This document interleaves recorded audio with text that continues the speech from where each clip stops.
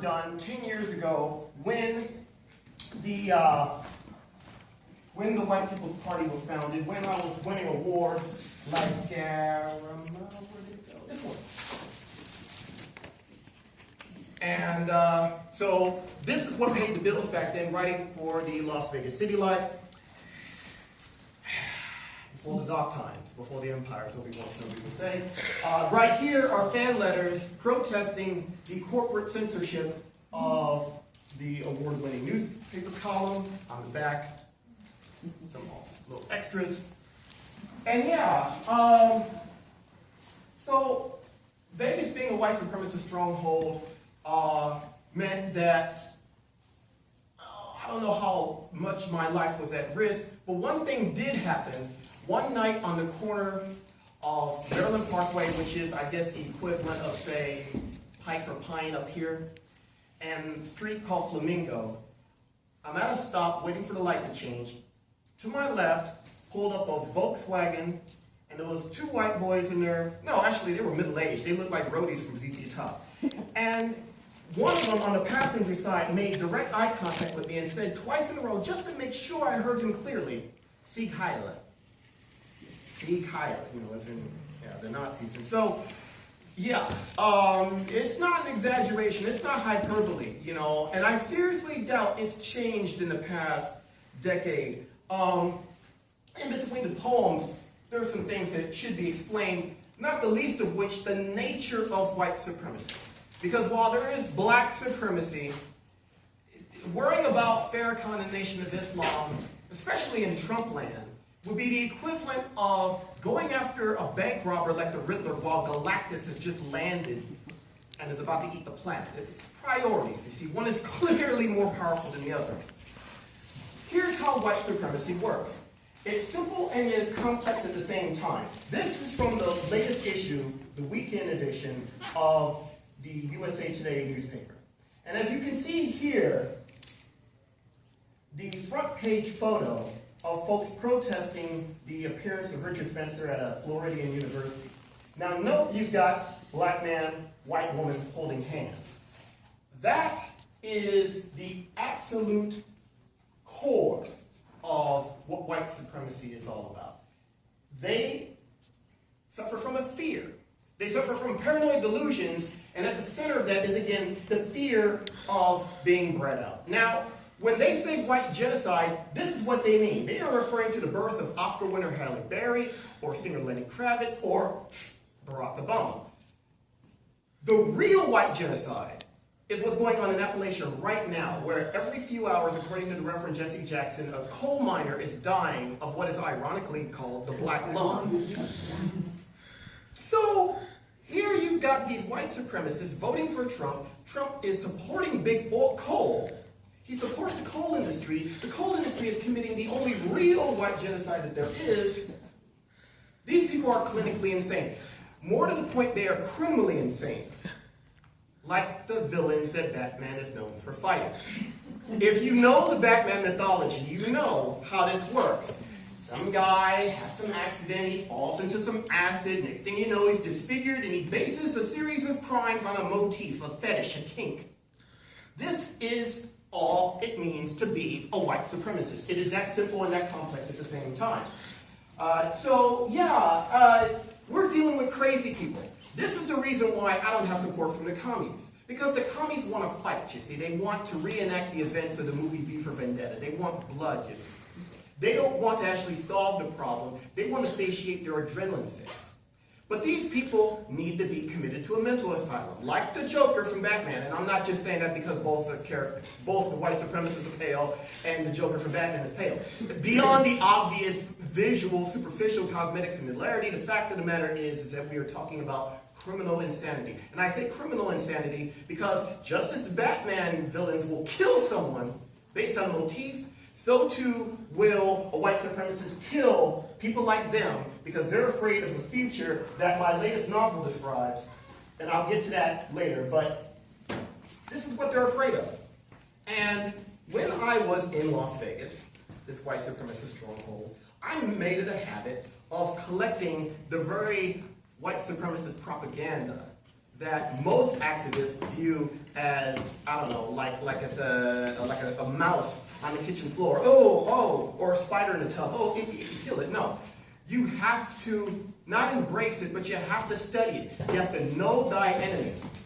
There's no way anything is ever going to be accomplished by treating this like it's got cooties or something. You've got to know how they think. You got to get into their head. Once you do that, you know how to defeat them, you see. That's exactly why these two are holding hands.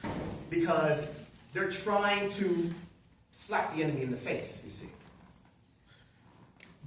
In the comic books, Batman, Bruce Wayne, dresses like a demonic vampiric creature in order to scare criminals. The same technique is being shown, being done right here. This is why they're holding hands. And right here is some of the propaganda I collected in Las Vegas. It got to the point where the ACLU of Las Vegas got tired of me coming down to their office, and by the way, their office was like the size of a closet, that's how big their budget was. But they got tired of me giving them white supremacist propaganda. It's like, Saab, look, we got a stack as thick as a phone book already. We get it. You don't need to give us any more. But it was so easy to find because all along the Maryland Parkway, which again is a major thoroughfare in Las Vegas, you could find white supremacist propaganda on every wall, on the side of every bus stop. It was as easy as picking leaves off a tree. That's how common it was. There was even a huge billboard. If I recall, the billboard had a silhouette of North America, South America. Okay. This huge, gigantic billboard had all this in black. And then there was like this black arrow stemming from the darkness. You see? Because it's like the Walking Dead. But instead of zombies, it's brown-skinned people, you see. Again, got to know how they think. The only way to defeat them is to be able to counteract them, and the only way to counteract them is to know what they're afraid of. The most effective weapon against white supremacy thus far, the one thing in history that crippled the Ku Klux Klan more than any lawsuit, more than any protest, and more than any fist fight in the streets, was this.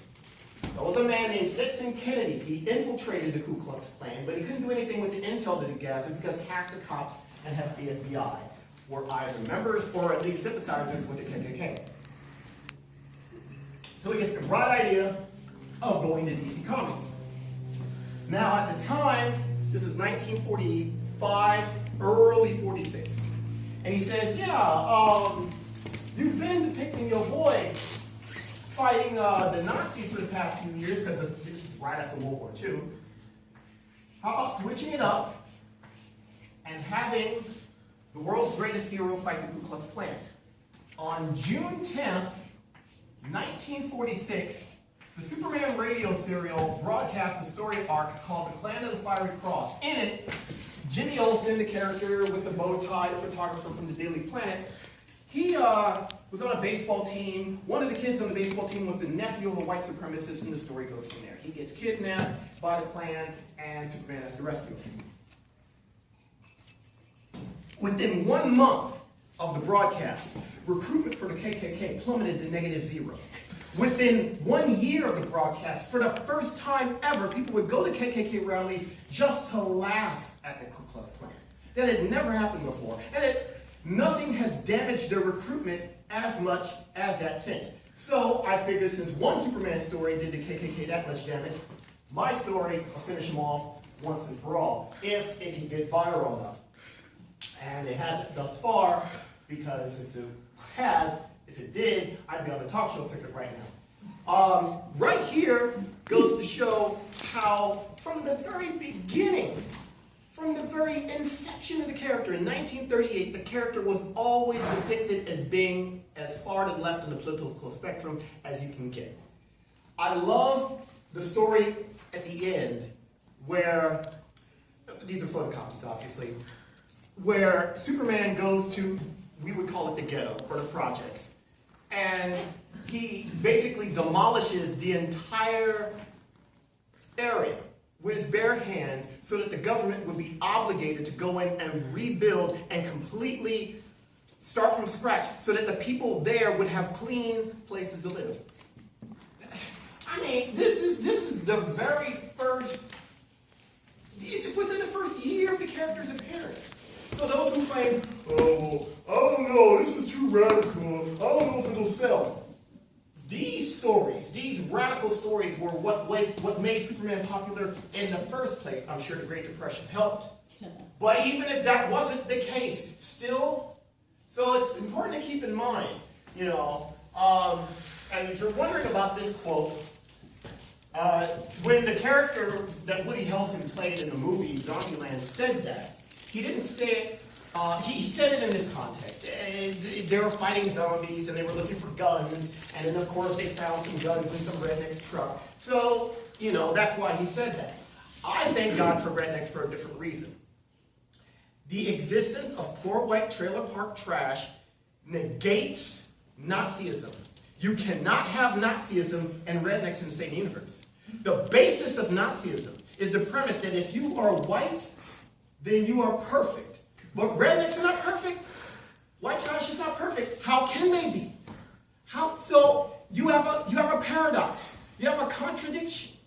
And I love it. I love it. I mean, you know, aside from the fact I'm a fan of Daisy Duke from the Dukes of Hazzard, beyond that, you know, the bottom line is that so long and so much as one redneck exists, anything that comes out of a Nazi's mouth is at best a lie.